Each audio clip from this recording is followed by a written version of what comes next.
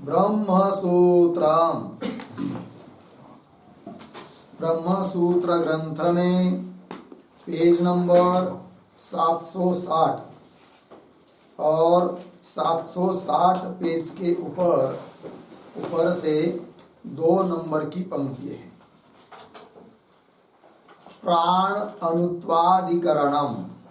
ठीक, तो बात यह चल रही है कि द्वितीय अध्याय चतुर्थ पाद और द्वितीय अध्याय के चतुर्थ पाद का यह 3 नंबर का अधिकरण है और इस अधिकरण का नाम है प्राण अनुत्वादिकरणम। ठीक, और इस अधिकरण के भी जो 6 अंग है उसका विचार पहले हम लोग कर लेते हैं। तो लिखेंगे शीर्षक 3 नंबर प्राण अनुत्वादिकरणम। एक ही सूत्र का यह अधिकरण है। ठीक, और नीचे के पंक्ति में लिखिए कौंस में इंद्रियाणाम अनुत्वादिकरणम। इंद्रियाणाम अनुत्वादिकरणम पूर्ण विराम कौंस बंद। फिर नीचे नंबर 1 संगति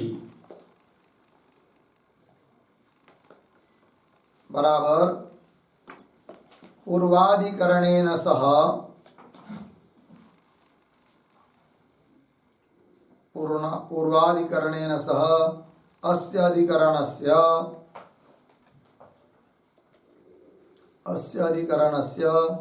आक्षेप संगति ही अस्ति।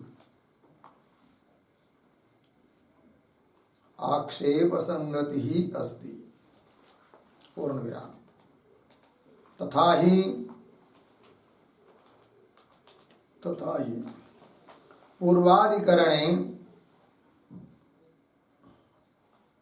पूर्वाधिकरणे इंद्रियाणाम उत्क्रमणम उक्तम। इंद्रियाणाम उत्क्रमणम उक्तम पूर्ण विराम। किंतु अपरिच्छिन्न अहंकारजन्यत्वात् अपरिच्छिन्न अहंकारजन्यत्वात् इंद्रियाणाम विभुत्वं भवति पूर्ण विराम।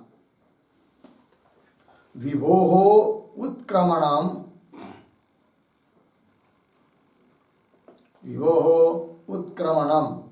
न संभवति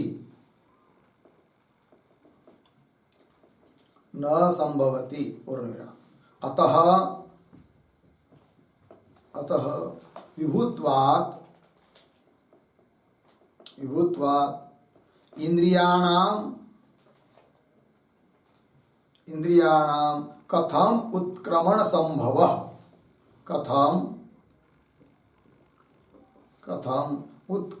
संभवः इति भवति आक्षेपः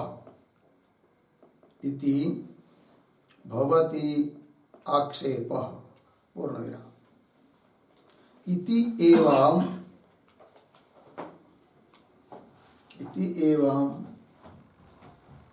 आक्षेप संगत्या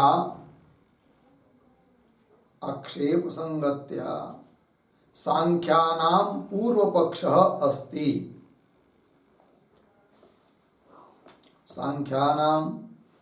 पूर्वपक्षः अस्ति। पूर्ण विराम।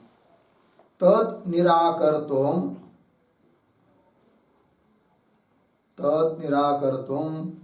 इदं अधिकरणम आरभ्यते।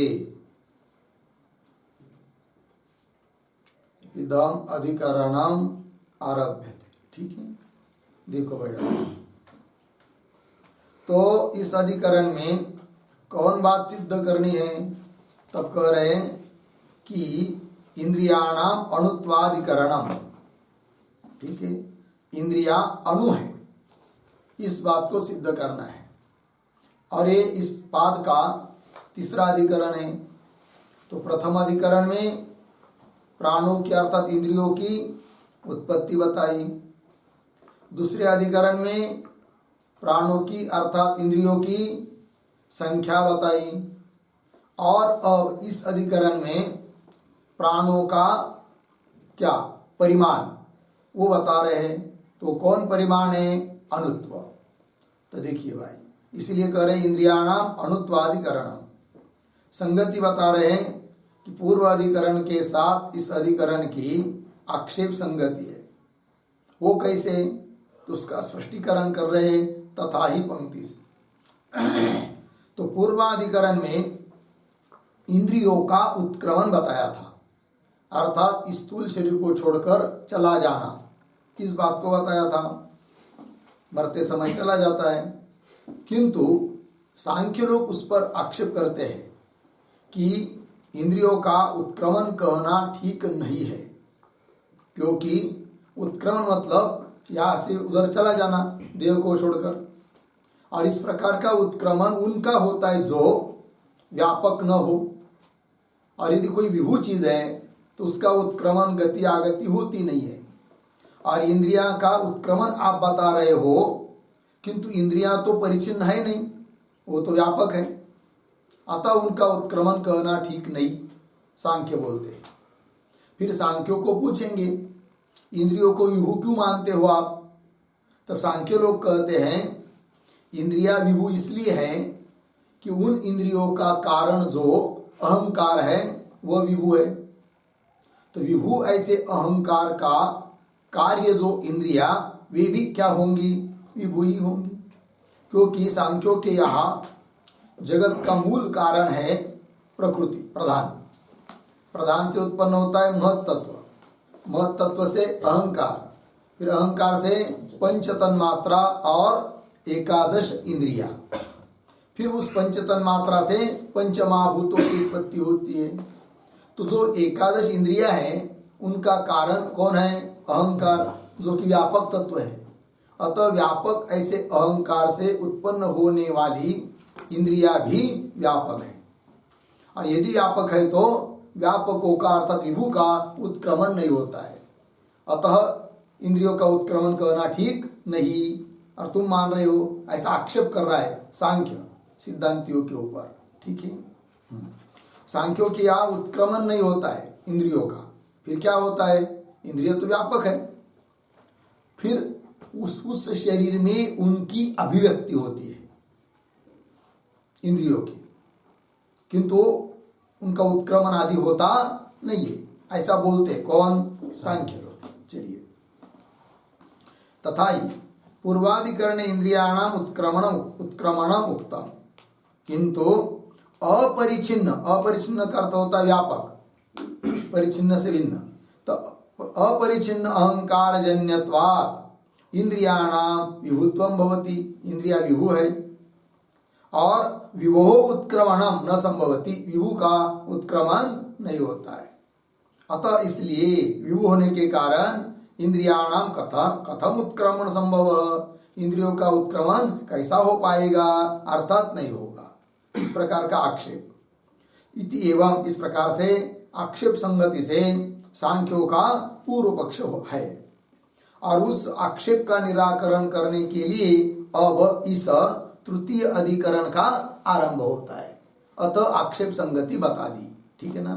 चलिए आगे, फिर क्यों बोलूं? नंबर 2, विषय बराबर इंद्रियाणाम परिमाणः,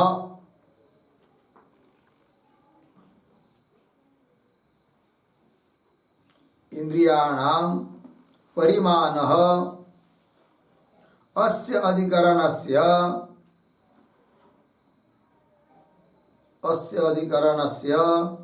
विचार विषयः अस्ति, विचार विषयः अस्ति। ठीक, देखिए यार, इंद्रियों का परिमाण, आकार कैसा है, यही इस अधिकरण का विचार विषय है। ठीक है, आगे चलिए। नंबर 3, संशय बराबर इंद्रियाणाम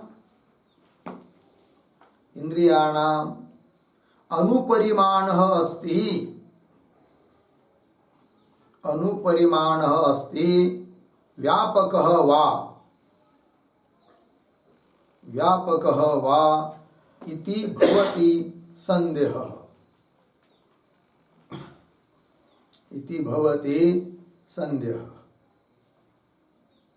ठीक, देखिए अर्थ। तो इंद्रियों का अनुपरिमाण है या व्यापक परिमाण है, यह हुआ संशय। फिर नंबर 4 पर आता है पूर्व पक्ष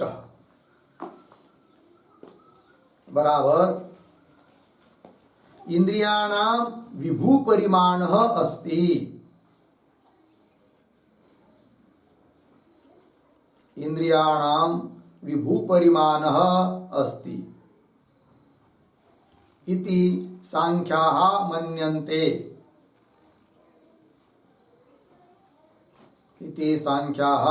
मन्यन्ते। पूर्ण विराम। आगे उद्धरण चिन्ह में प्राणाः सर्वे अनंताः।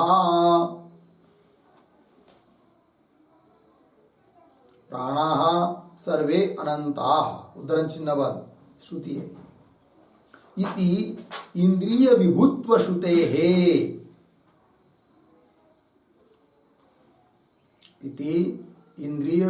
श्रुतेः। पूर्ण विराम। तथा च सर्वगतानाम अपि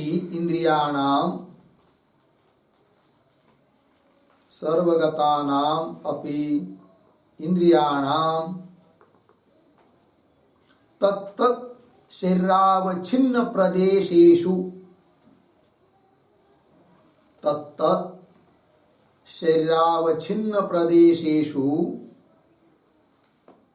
प्रदेशेषु तत्तत् जीव कर्म फलोपभोगाय वृत्ति लाभ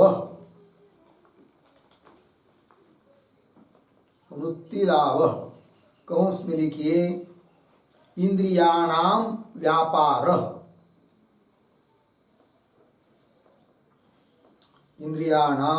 व्यापारः। कंस बंद भवति। पूर्ण विराम। आगे तत्तद्देहे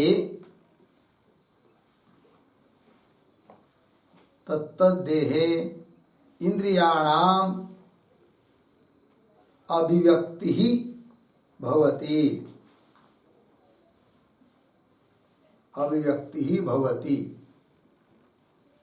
अर्धविराम। यथा नित्यत्व विशिष्टम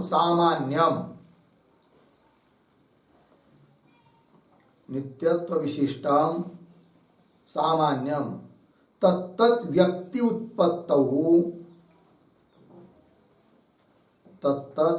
व्यक्ति उत्पत्तौ आविर्भवति।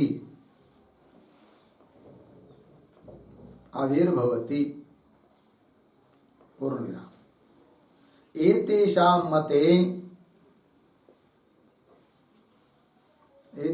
मते इंद्रियाणाम उत्क्रांति ही नास्ति।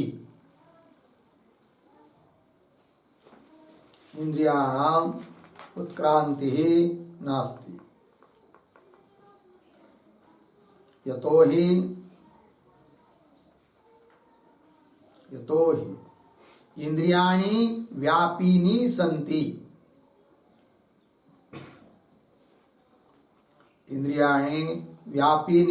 सन्ति। इति पूर्व पक्षः।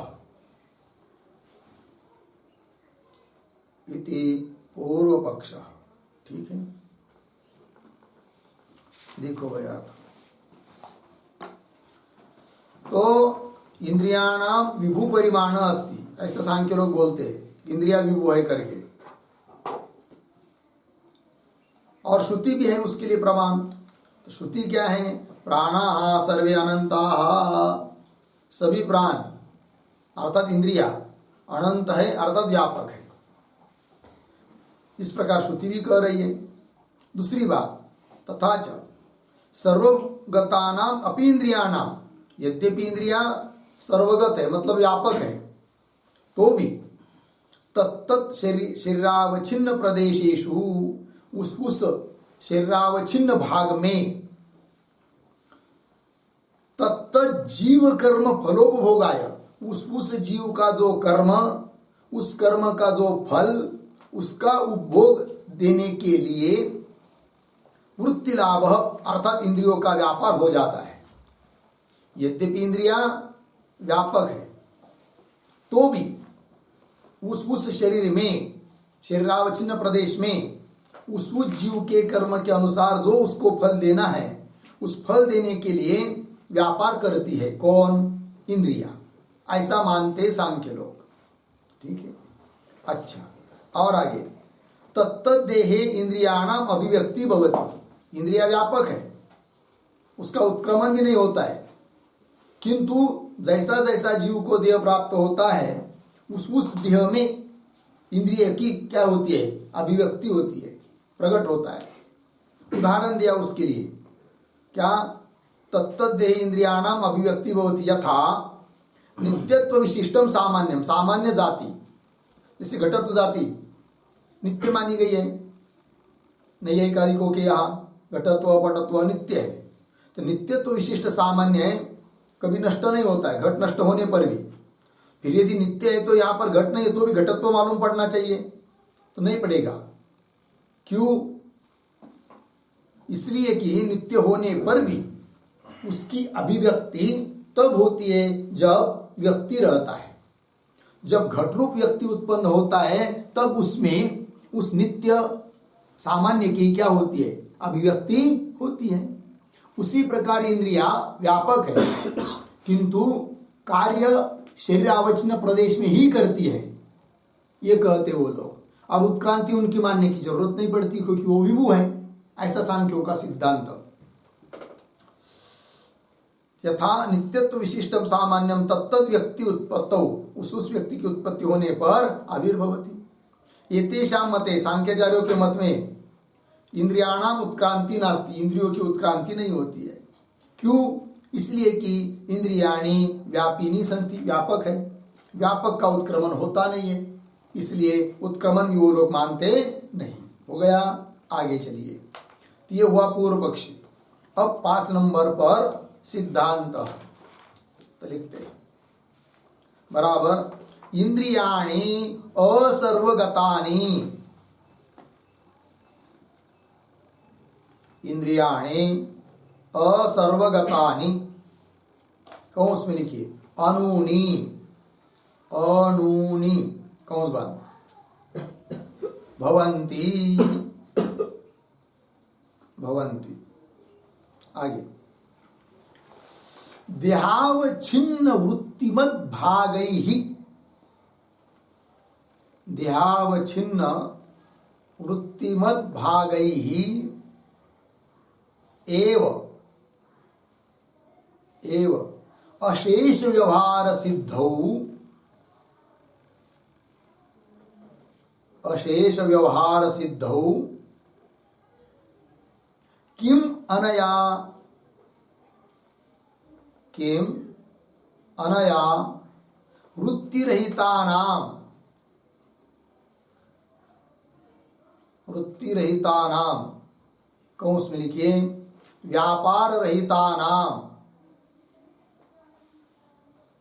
व्यापार रहितानां कौंस बन, सर्वगतानां इंद्रियाणां, सर्वगतानां इंद्रियाणां कल्पनया, कल्पनया पूर्ण विराम। आगे किंच किंच श्रुति श्रुति उत्क्रांति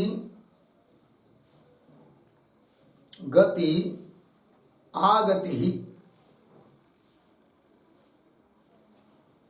उत्क्रांति गति आगति जीवस्य प्रतिपादयति जीवस्य प्रतिपादयति पूर्ण विराम। ताश्च ताश्च सर्वगतस्य जीवस्य सर्वगतस्य जीवस्य न मुख्याः संभवन्ति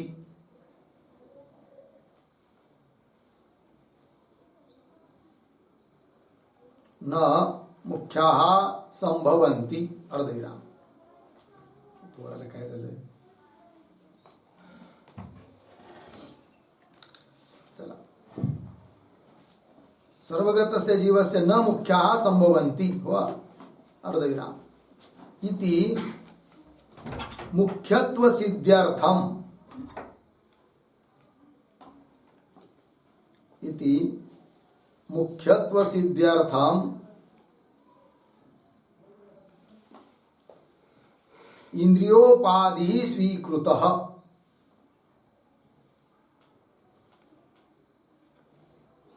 इंद्रियोपाधि स्वीकृतः पूर्ण विराम। यदि यदि सोपि उपाधि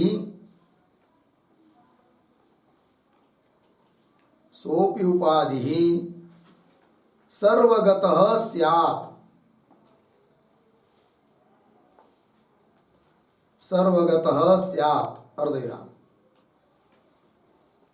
कुतः तर्हि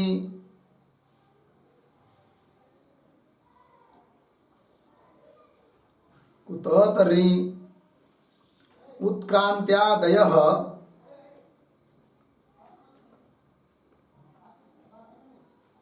उत्क्रांत्यादयः मुख्याः संभवेयुः मुख्याः संभवेयुः पूर्ण विराम। तस्मात् असर्वगतानि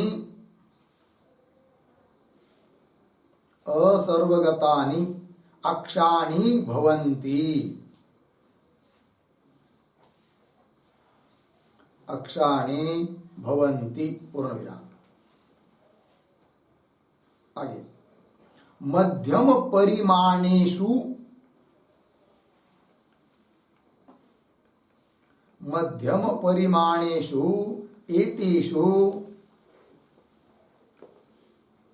एतेषु अणुत्वं च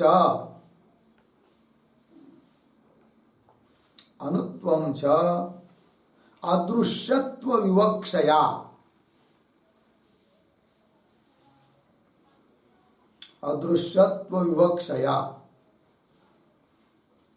कौंस में लिखिए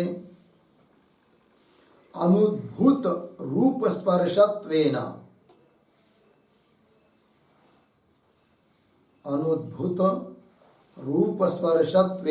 कौंस बंद सूक्ष्मत्वं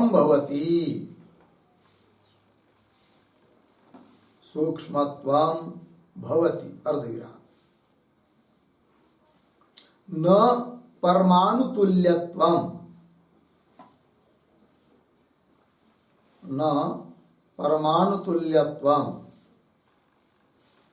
पूर्ण विराम। अन्यथा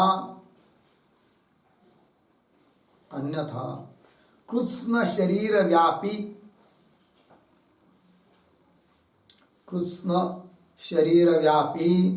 कार्यानुपपत्ति प्रसंगः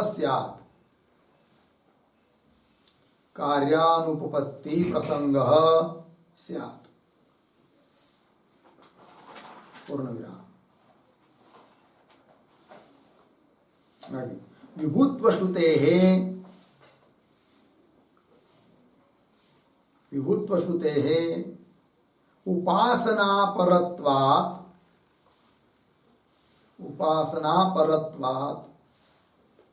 न तया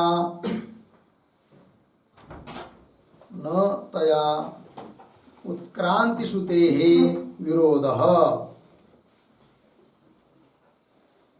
उत्क्रांति श्रुते विरोधः इति हो गया।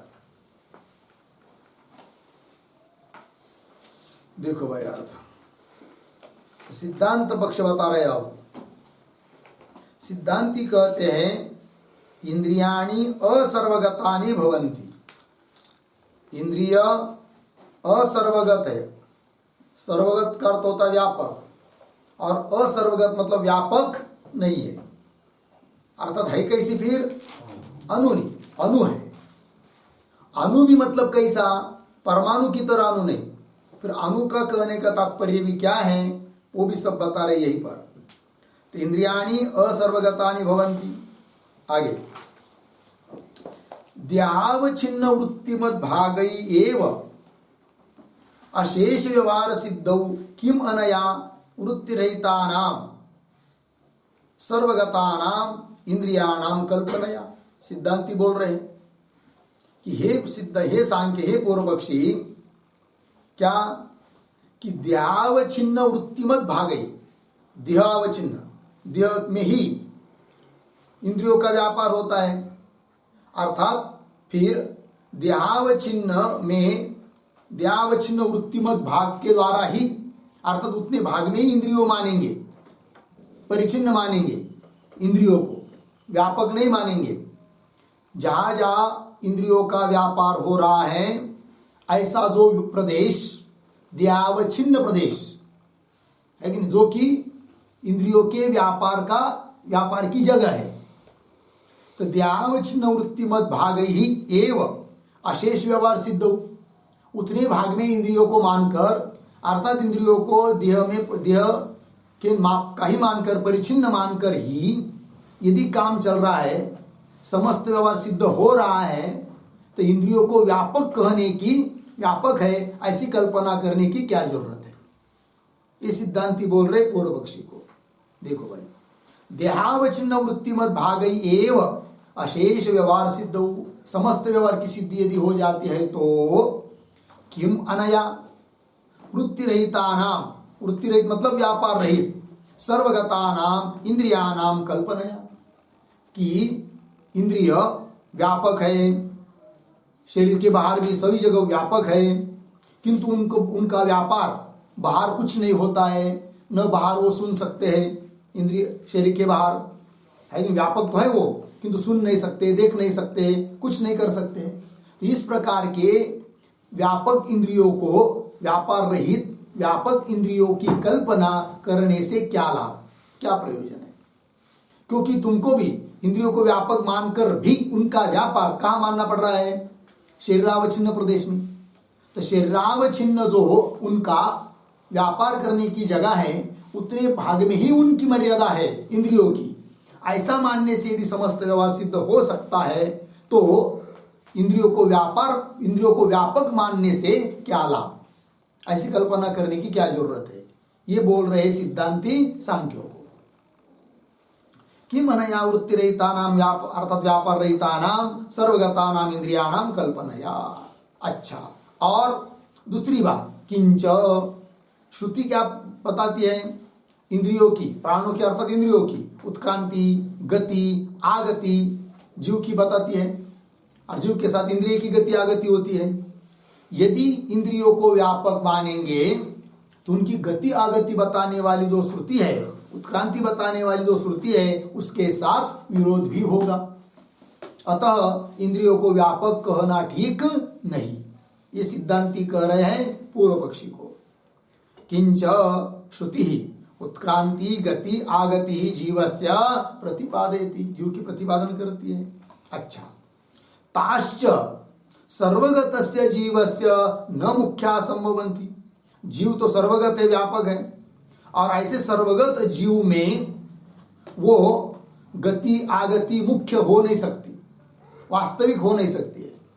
किंतु गति आगति को मुख्य बताने के लिए उस जीव की उपाधि मानी गई है। कौन? इंद्रियादि, बुद्धि, अंतकरण वगैरह। और वो बुद्धि, अंतकरण वगैरह भी यदि व्यापक रहेंगे तो जीव में उत्क्रांति, गति, आगति मुख्य रूप से कह ही नहीं पाएंगे। और यदि मुख्य रूप से नहीं कह पाएंगे तो उस उत्क्रांति, गति, आगति इत्यादि को बताने वाली जो श्रुति है उसके साथ क्या होगा? विरोध होगा। वही कह रहे। ताश्च, ताश्चमताच, ता मतलब उत्क्रांति, गति, आगति वगैरह।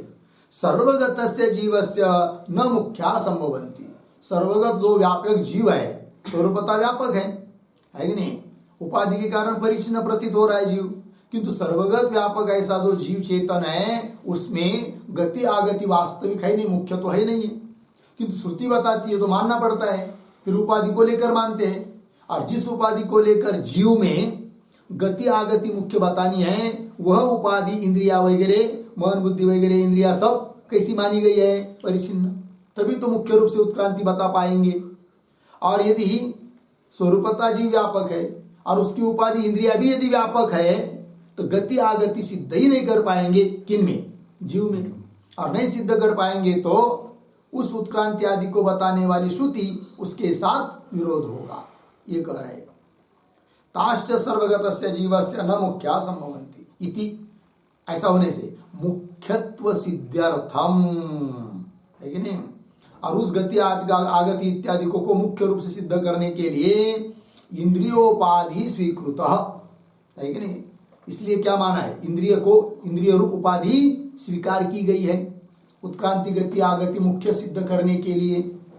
और आगे, यदि सोपि उपाधि, वह उपाधि भी सर्वगत स्यात्, यदि व्यापक मानी जाए तो कुतः तर्हि उत्क्रांत्यादय मुख्या संभवेयु, तब तो उत्क्रांति वगैरह मुख्य संभव ही नहीं हो पाएंगे। ठीक है ना? तस्मात्, इसलिए असर्वगतानि अक्षाणि भवन्ति। अक्षाणि इंद्रियाणि। इंद्रिय कैसी है? असर्वगत है, अर्थात व्यापक नहीं है। सर्वगत शब्द का अर्थ होता है व्यापक, असर्वगत है मतलब व्यापक नहीं है। तस्मात् असर्वगतानि अक्षाणि भवन्ति। ठीक है, आगे चलिए। तो व्यापक नहीं है किंतु है कैसे वो? इंद्रिया, सिद्धांत मत के अनुसार। तब कह रहे वस्तुतः वो कैसे है? मध्यम परिमाण है। मध्यम परिमाण का मतलब होता है शरीर इतना परिमाण है कि नहीं? सब मन बुद्धि इंद्रिय इनका परिमाण कितना है? शरीर इतना है, ऐसा स्वीकार है। यदि ऐसा है तो फिर अणु क्यों बोल रहे हैं? और सूत्र में भी आ रहा है अनावष्ट, तो अणु क्यों कहा जाता है? तो उसका भी कारण बता रहे हैं। मध्यम परिमाणेषु एतेषु, मध्यम परिमाण वाले ऐसे जो इंद्रियादिक है उनमें अनुत्वम च, अनुत्व ऐसा जो व्यवहार हो रहा है वो क्यों? अदृश्यत्व विवक्षया, वो दिखाई नहीं देते हैं। इंद्रिया सभी अतीन्द्रिय होती है, इंद्रियों के गोलक देखने को मिलते हैं, इंद्रिया नहीं। ठीक है ना? तो अनुत्वम च अदृश्यत्व विवक्षया ये कह दिया। अर्थात उनको अनुत्व का मतलब सूक्ष्म है। सूक्ष्म है मतलब परमाणु की तरह छोटा परिमंडल परिमाण है उनका, है कि नहीं? ऐसा अर्थ नहीं। अदृश्यत्व विवक्षया अनुत्वम। और स्पष्ट कर रहे अनुभूत रूप स्पर्शत्वेन अनुत्वम अर्थात सूक्ष्मत्व। उनका रूप, इंद्रियों का रूप और इंद्रियों का स्पर्श उद्भूत नहीं है। यदि इंद्रियों का स्पर्श और रूप उद्भूत होता तो उनका भी प्रत्यक्ष हो जाता, किंतु अनुद्भूत रूप स्पर्श वाले होने से वो प्रत्यक्ष नहीं होते इंद्रिया, इसलिए उसको कह दिया अनु। अनु का मतलब सूक्ष्म, सूक्ष्म है वो, है तो मध्यम परिमाण, किंतु अनु कह दिया। अनु का मतलब ये नहीं कि परमाणु की तरह बहुत छोटी बारीक है, ऐसा अर्थ नहीं। वही करे आगे, सूक्ष्मत्वम भवति अर्धविराम न परमाणु तुल्यत्वम, परमाणु के आकार के बराबर आकार है उनका, ऐसा अर्थ अनु शब्द का यहाँ पर नहीं है। यदि मानेंगे तो क्या दिक्कत? परमाणु की तरह छोटे छोटे छोटे है कि नहीं? राई की तरह मानेंगे उनको, खसखस की तरह होता है कि नहीं वो छोटा छोटा दाना।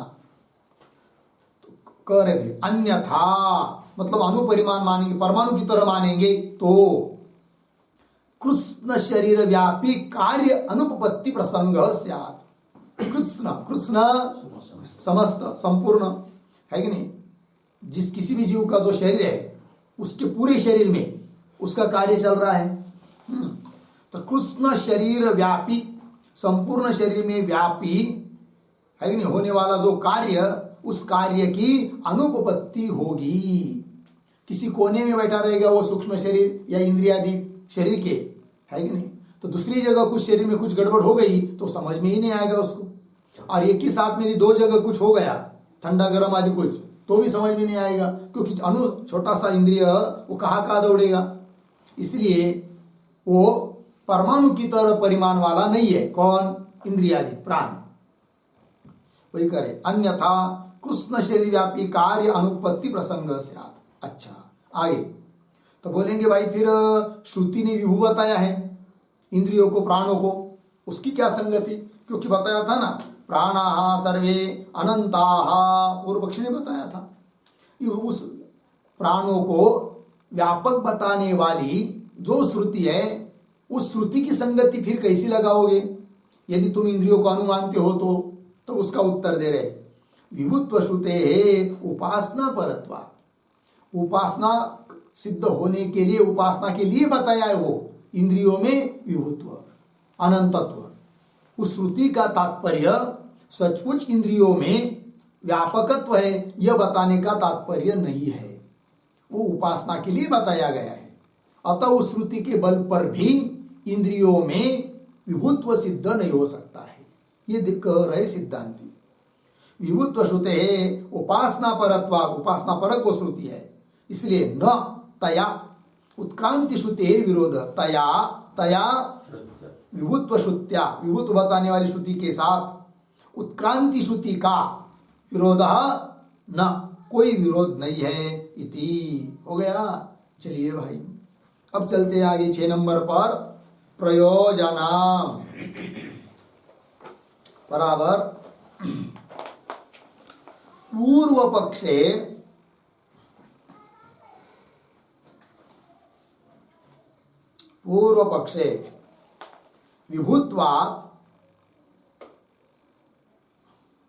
विभुत्वात् इंद्रियाणाम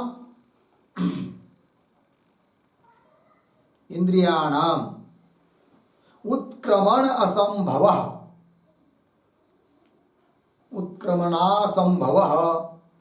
फलं भवति पूर्ण विराम। सिद्धांते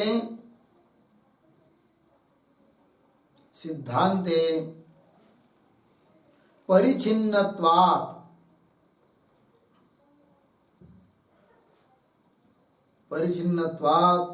उत्क्रमण संभवः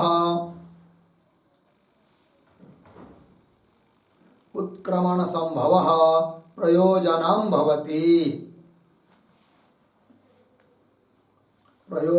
भवति इति उभयोः फलभेदः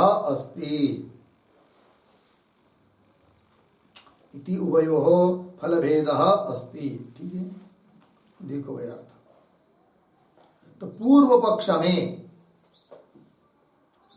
इंद्रिय विभु है और विभु होने के कारण इंद्रियों का उत्क्रमण नहीं होता है, ये फल पूर्व पक्ष में।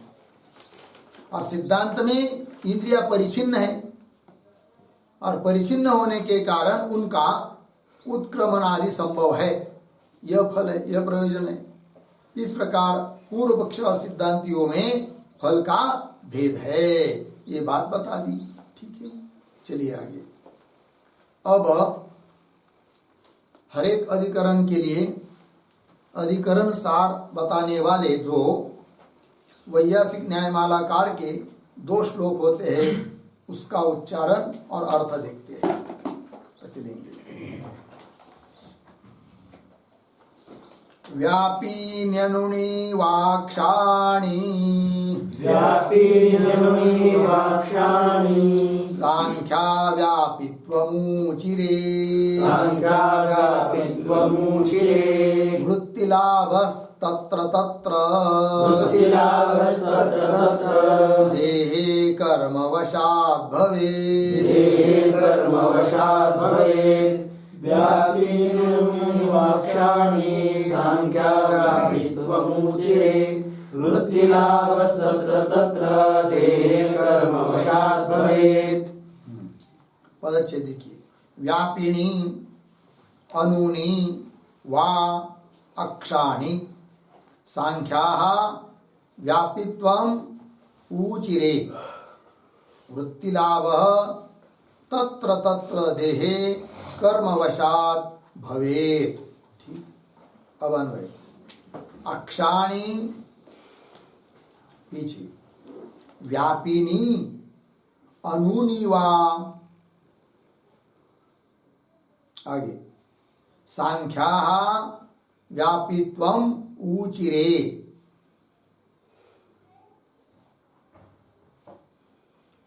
आगे एक शब्द छोड़कर आगे, तत्र तत्र देहे, तत्र तत्र देहे कर्मवशात्, कर्मवशात् पीछे, वृत्तिलाभः भवेत्। ठीक है, देखो भाई अर्थ। अक्षाणि, अक्षाणि इंद्रियाणि, व्यापिनी अनूनि वा, ये विकल्प हुआ संदेह। इंद्रिया व्यापिनी मतलब व्यापक है अथवा अनु है, अनुस्वरूप है, ये संदेह हुआ। तब पूर्व पक्षी बोल रहा है। पूर्व पक्षी कौन है यहाँ? सांख्य, सांख्याचार्य लोग। तो कह रहे सांख्या व्यापित्वम उचिरे। सांख्य लोग उन इंद्रियों को व्यापक कहते हैं। ठीक है, फिर आगे, और तत्र तत्र देहे, फिर व्यापक है यदि इंद्रिया तो वो कैसा उपभोग दे पाएंगे, प्रत्यक्ष आदि कैसा उनसे हो पाएगा, वो उनका उनका व्यापार कैसा सिद्ध होगा फिर व्यापक है तो? प्रश्न, तो उसका उत्तर दे रहे हो। तत्र तत्र देहे, उस देह में कर्मवशात, उस जीव के अदृष्ट के अनुसार, कर्म के अनुसार, वृत्ति लाभ अर्थात उन इंद्रियों का व्यापार हो जाता है। वृत्ति लाभ भवेत्, अतः इंद्रियों को व्यापक मानने से भी कोई दिक्कत नहीं, ऐसा सांख्याचार्य लोग, पूर्व पक्षी लोग कह रहे हैं। ठीक, आइए इस श्लोक में पूर्वार्ध में एक बात आई है, व्यापित्वम ऊचिरे। उसके आधार पर एक छोटी टिप्पणी लिखी है, लिखते हैं। व्यापक अहंकार जन्यत्वात्, व्यापक अहंकार जन्यत्वात्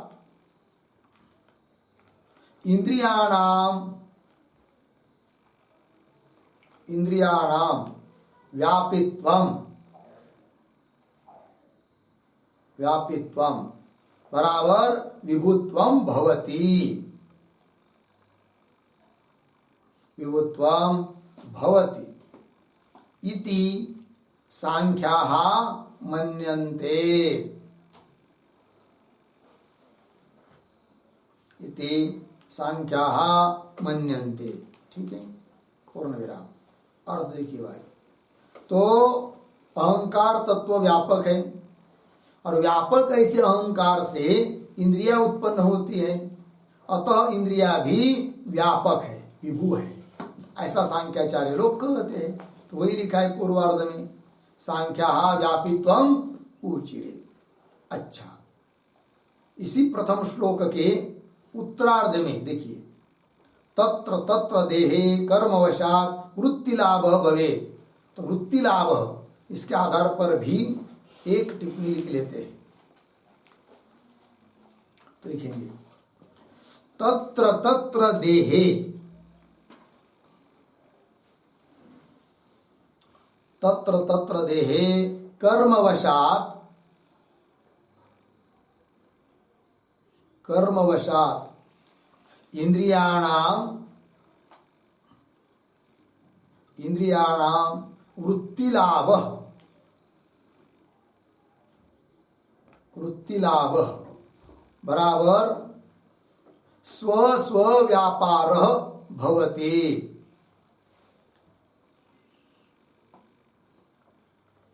स्व स्व व्यापार भवति।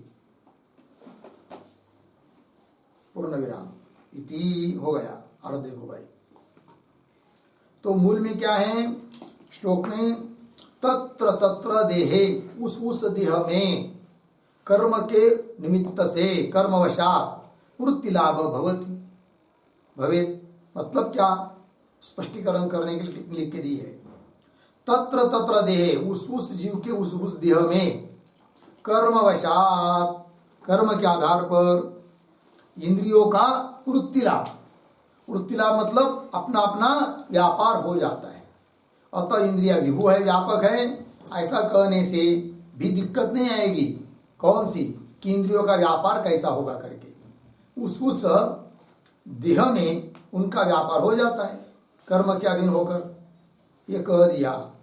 ठीक है ना, वही देखिए श्लोक में, तत्र तत्र देह कर्मवशात वृत्ति लाभ भवेत। हो गया इतना। आगे चलिए, अब आगे दूसरा सिद्धांतियों का श्लोक दिया जा रहा है, उसको पढ़ते हैं।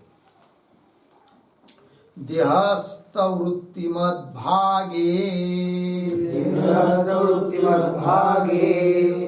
स्वेवाक्षत्वं समाप्यताम् उत्क्रान्त्यादिषु ते स्थानि ह्यनूनि स्युरदर्शनात् देहस्तवृत्तिमद्भागे स्वेवाक्षत्वं समाप्यताम् उत्क्रान्त्यादिषु ते स्थानि ह्यनूनि स्युरदर्शनात्। देखो भाई, देहस्थ वृत्तिमद भागेषु पदच्छेद एव अक्षत्वं समाप्यताम् उत्क्रांत्यादिषु तेः तानि हि अनूनि स्युः अदर्शनात्। ठीक है, अन्वय सरल है। अर्थ देखिए, देहस्थ वृत्तिमद भागेषु एव, देह में विद्यमान जो उन इंद्रियों का व्यापार करने का क्षेत्र है, देह ही क्षेत्र है। देह के बाहर वो कुछ कार्य कर नहीं सकती। कौन, इंद्रिया, देह में ही करते हैं। तो देह में जो उनका व्यापार करने का भाग है, उनमें ही, उतने भाग में ही मर्यादित है इंद्रिया। ऐसा मानते हैं हम लोग सिद्धांती। अर्थात सांख्यों की तरह देह के बाहर भीतर सभी जगह व्यापक ऐसी इंद्रिया है, ऐसा वेदांती मानते नहीं है। ठीक, पंक्ति देखिए, देहस्थ वृत्तिमद भागेषु एव, उतने भाग में ही अक्षत्वम इंद्रियत्वम समाप्यताम, सम्यक रूप से प्राप्त होगा। अर्थात इतने ही भाग में इंद्रियों की मर्यादा है, परिचिन्न है इंद्रिया, व्यापक नहीं। ठीक, और व्यापक मानेंगे तो उत्क्रांति आदि बताने वाली श्रुति के साथ भी क्या होगा, विरोध होगा।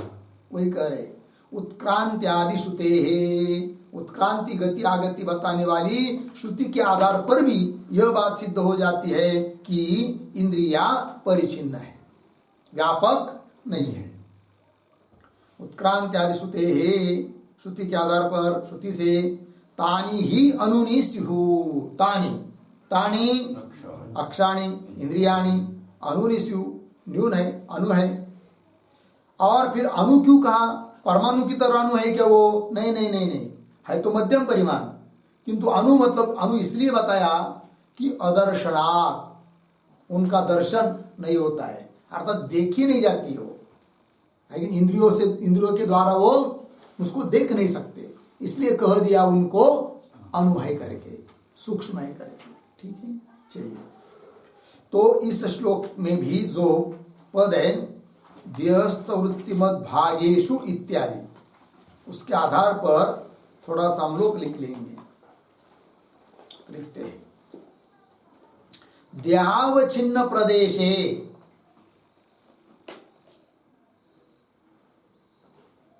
देहावच्छिन्न प्रदेशे यह इंद्रियाणां व्यापारः अस्ति। इंद्रियाणां व्यापारः अस्ति अर्धविराम। तावत् प्रदेश मात्रे एव तावत् प्रदेश मात्रे एव इंद्रियत्वम् अस्तु।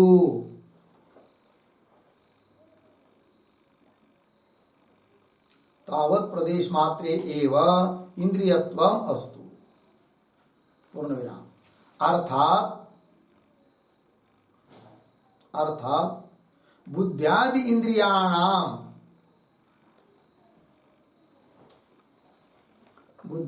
इंद्रियाणां मध्यम परिमाणत्वं भवति।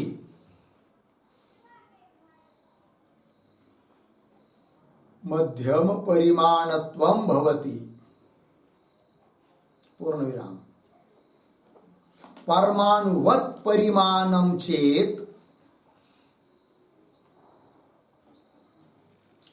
परमाणुवत् परिमाणं चेत् कृत्स्न देह व्यापी कार्यानुपपत्ति। कृत्स्न देह व्यापी कार्यानुपपत्ति भवति। भवति पूर्ण विराम। आगे विभू परिमाणम चेत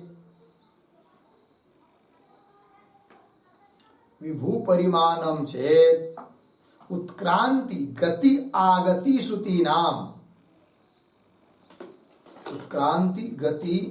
आगति श्रुतीनाम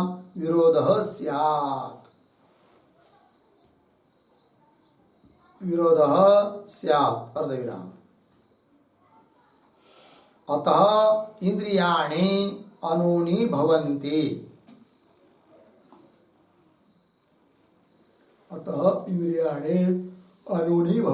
पूर्ण विराम। अनुत्वं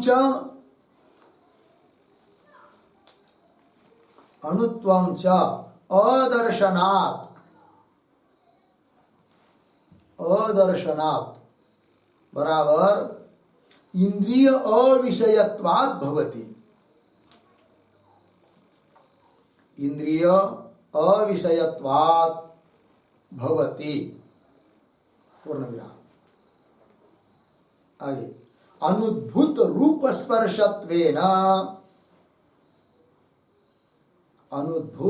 स्पर्शत्वेन इंद्रियाणाम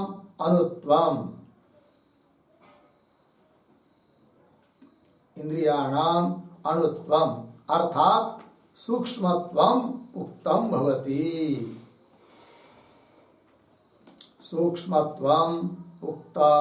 भवति। हो गया। देखो भाई अर्थ तो मूल में आया है ध्यस्त वृत्तिमत भागेषु एव अक्षत्वम समाप्यता। ठीक है ना। उसी का स्पष्टीकरण कर रहे हैं कि द्यावच्छिन्न प्रदेश में भाग में यह इंद्रियाणाम व्यापार जो इंद्रियों का व्यापार होता है देह में अस्ति। तावत प्रदेश मात्र एव उतने प्रदेश भाग में ही क्या इंद्रियत्वम अस्तु इंद्रियों को मान लो है कि नहीं। बहुत आकाश की तरह लंबे चौड़े व्यापक मानने की कोई जरूरत नहीं है। अर्थात बुद्ध्यादि इंद्रियाणाम मध्यम परिमाणत्वम भवति। बुद्ध्यादि सभी इंद्रिय कैसे है? मध्यम परिमाण है। क्यों भाई? अभी कह रहे थे कि अणु है करके अणु मान लो। अणु बताया गया सूत्र में भी तो कह रहे नहीं अणु तो है किंतु इंद्रियों को अणु बताने में क्या तात्पर्य है वो बताएंगे बाद में। किंतु वे अणु है मतलब परमाणु की तरह सूक्ष्म है ये बात नहीं। और यदि परमाणु की तरह मानेंगे छोटा सा तब क्या होगा? सरसों के बराबर मानेंगे तो परमाणुवत परिमाणम चेत तब क्या होगा? कृष्ण देह व्यापी कार्य अनुपत्ति भवे, संपूर्ण देह में होने वाला जो कार्य उस कार्य की क्या होगी, अनुपपत्ति होगी। अतः परमाणु की तरह वो नहीं है इंद्रिया। अच्छा, फिर विभु मान लो, वो भी नहीं कर सकती। वही कह रहे विभु परिमाणम चेत उत्क्रांति गति आगति श्रुति नाम विरोध से। उत्क्रांति गति आगति बताने वाली जो श्रुति है उस श्रुति के साथ क्या होगा, विरोध होगा। अच्छा, अतः इंद्रियाणी अनूनि भवंती, इसलिए इंद्रिया कैसी है, अनु है। अच्छा, अनु है मतलब क्या, अनुत्वम च अदर्शनात्। अदर्शनात् मतलब इंद्रिय अविषयत्वात्, इंद्रियों का विषय नहीं होती इंद्रिया, सभी इंद्रिया अतीन्द्रिय होती है, इसलिए उनको कह दिया क्या, अनु है। अनु है मतलब सूक्ष्म है। वही कह रहे अनुद्भूत रूप स्पर्शत्वेन, उनका रूप और स्पर्श उद्भूत न होने के कारण इंद्रियाणाम अणुत्वम अर्थात सूक्ष्मत्वम उक्तम भवति। अतः इंद्रिया सूक्ष्म है, यह बात सिद्ध हो जाती है। ठीक है जी, चलिए भाई, तो ये हुआ अधिकरण सार बताने वाले श्लोकों का विचार। अब आगे चलिए, अब सूत्र आ रहा है, तो सूत्र का उच्चारण और अर्थ पहले देख लेंगे, फिर उसके ऊपर जो भाष्य है उसका विचार करेंगे। तो सूत्र है अणवश्च। ठीक, चलिए लिखते हैं सूत्रों को, लिखेंगे सूत्रावतरणम बराबर एकादश प्राणानाम, एकादश प्राणानाम कौंस में लिखिए इंद्रियाणाम, इंद्रियाणाम कौंस बन उत्क्रांति ही उक्ता, उत्क्रांति ही उक्ता अर्धविराम, सा सा न मुख्या, न मुख्या अर्धविराम, तेषां व्यापित्वात्, तेषां व्यापित्वात् इति आशंक्य आह, इति आशंक्य आह। फिर नीचे की पंक्ति में सूत्रम अनवश्च 2 4 7,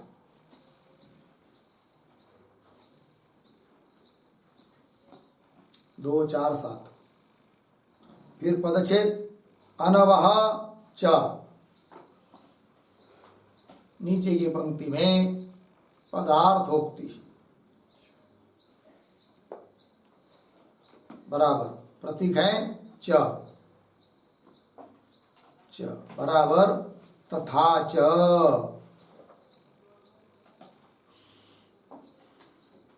कौंस में लिखिए पूर्वोक्त प्राणाः, पूर्वोक्ताः प्राणाः बराबर इंद्रियाणि कौंस बन। आगे प्रतीक अनवह बराबर परिच्छिन्न परिमाणाः,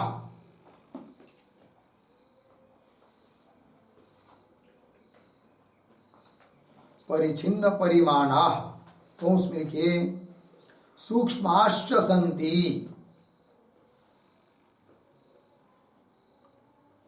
सूक्ष्माश्च सन्ति अर्धविराम, इंद्रिय अग्राह्यत्वात्, इंद्रिय अग्राह्यत्वात् पूर्ण विराम कौंस बन। आगे आगे थोड़ा और लिखिए कौंस में एते प्रकृताः प्राणाः, एते प्रकृताः प्राणाः बराबर इंद्रियाणि, इंद्रियाणि अनवह विज्ञेयाः, अनवह विज्ञेयाः पूर्ण विराम, अणुत्वं च येषाम्,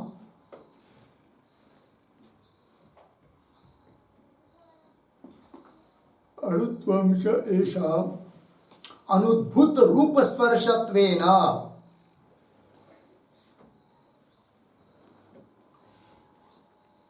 अनुद्भूत रूप स्पर्शत्वेन सूक्ष्मत्वं सूक्ष्मत्वं अर्धविराम न परमाणु तुल्यत्वं न परमाणु तुल्यत्वं पूर्णविराम अन्यथा अन्यथा कृष्ण शरीर व्यापी कार्यानुपपत्ति प्रसंग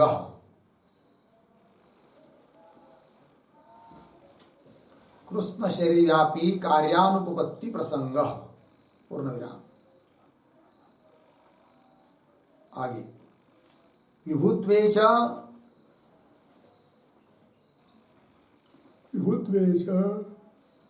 एषा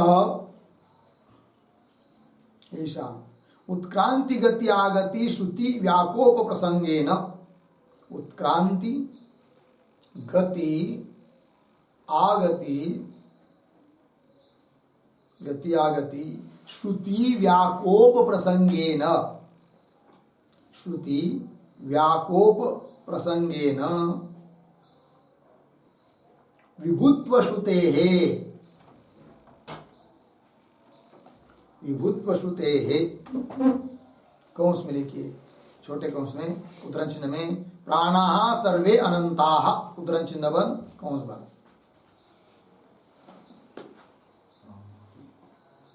प्राणाः सर्वे अनंताः।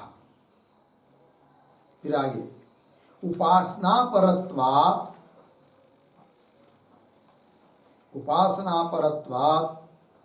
न तया उत्क्रांति श्रुतेः विरोधः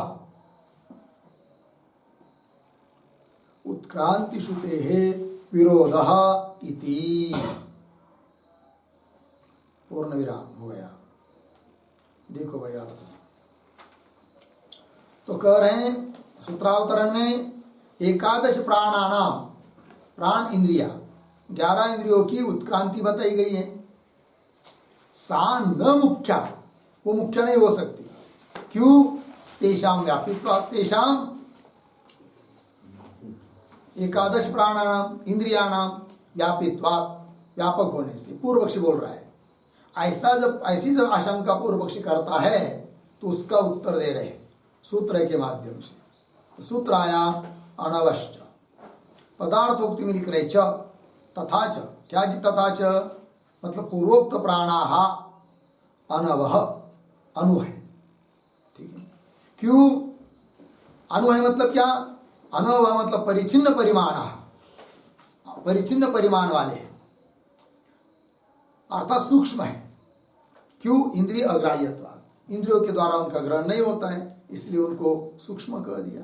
ठीक है आगे चलिए तो और स्पष्टीकरण कर रहे ये ते प्रकृता प्राणः ये जो प्रस्तुत प्राण है इंद्रिया वे अनु है। अनु रूप से जानना चाहिए समझना चाहिए। अनुत्व क्या है उसमें तब स्पष्ट कर रहे अनुत्वम च एषाम अनुद्भूत रूप स्पर्शत्वेन इंद्रियों में न तो उद्भूत रूप है न तो उद्भूत स्पर्श है। रूप स्पर्श ही नहीं है ये बात नहीं है अनुद्भूत है। ठीक है ना? हाँ अनुद्भूत रूप स्पर्शत्वेन सूक्ष्मत्वम सूक्ष्म है वो सूक्ष्म है। अनु है मतलब परमाणु के बराबर है नहीं न परमाणु तुल्य। क्यों? अन्यथा यदि परमाणु के बराबर मानेंगे तो कृष्ण शरीर व्यापी कार्यानुपत्ति प्रसंग संपूर्ण शरीर में होने वाला जो कार्य उस कार्य की अनुपपत्ति का प्रसंग होगा अनुपपत्ति की प्राप्ति होगी। अतः उनको परमाणु की तरफ परिमाण वाला नहीं कह सकते। अच्छा विभु मानो तो कह रहे विभुत्वे च येषाम उत्क्रांति गति आगति श्रुति व्याकोप प्रसंगेन व्याकोप शब्द का अर्थ होता है विरोध। तो उत्क्रांति गति आगति बताने वाली श्रुति के साथ क्या होगा? विरोध होगा यदि विभु मानेंगे इंद्रियों को। ठीक है ना? फिर क्या करेंगे अब विभुत्व श्रुति का? तब कर रहे विभुत्व श्रुते कौन है वो विभु बताने वाली श्रुति? प्राणाः सर्वे अनंताः प्राणों को विभू बताने वाली ये श्रुति है, किंतु इस श्रुति के साथ विरोध होगा, कोई कहेगा, तो विरोध नहीं होगा, क्योंकि प्राणा सर्वे अनंता यह जो श्रुति है वह उपासना परक है। उपासना बताने में उसका तात्पर्य है, परिमाण बताने में तात्पर्य नहीं है। ये बात हुई, इसलिए न तया तया श्रुत्या उत्क्रांति श्रुति है विरोध है कि नहीं। विभू बताने वाली श्रुति के साथ उत्क्रांति बताने वाली श्रुति का कोई विरोध नहीं है। ये बात हो गई, ठीक है। अब इस सूत्र पर जो भाष्य है उसका विचार करेंगे, किंतु अभी नहीं, बाद में। पूर्णमिदं पूर्णात् पूर्णमुदच्यते पूर्णस्य